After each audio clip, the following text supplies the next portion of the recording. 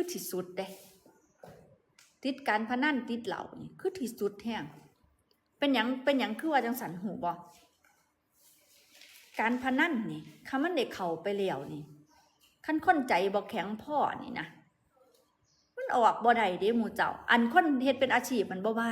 แต่พวกทำงานมาทั้งเดือนทั้งชีวิตเป็นหนี้เป็นสินกับการพนันนี่ข่อยบ่ได้ว่านะบ่แม่นคนล่ะอีหลีเด้ข่อยเห็นนะคนบ่ไกลตัวข่อยนี่ล่ะเฮ็ดงานเป็นหนี้เป็นสินสร้างภาระให้พี่ให้น้องให้ครอบครัวนี่คักอยู่ได้ผู้ใดเป็นอันนี้มันบ่พอเกิดมาเป็นคนมันบ่มีปัญญามันอย่าเอิ้นว่ามนุษย์พวกนี้อีหลีเด้อย่าเป็นข่อยสิบอกรู้สิเลยว่า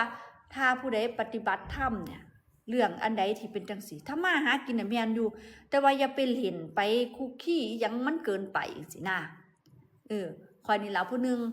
ข่อยสิสอนเลยว่าบ่ให้ลูกศิษย์น่ะเล่นการพนันแล้วบ่เสี่ยมบ่สอนให้เขามาเล่นหวยหมายความว่า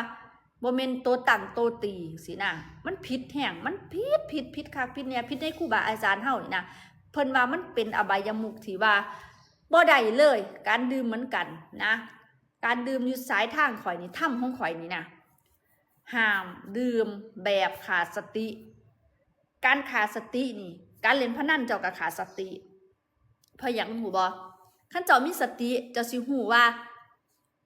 การมันมีได้มันมีเสียแล้วที่นี่คนรวยน่ะมันเป็นคนเล่นการพนันมันเป็นเจ้าของเขาอันนี้คือเว้าให้กันฟังซื่อเนาะในแนวทา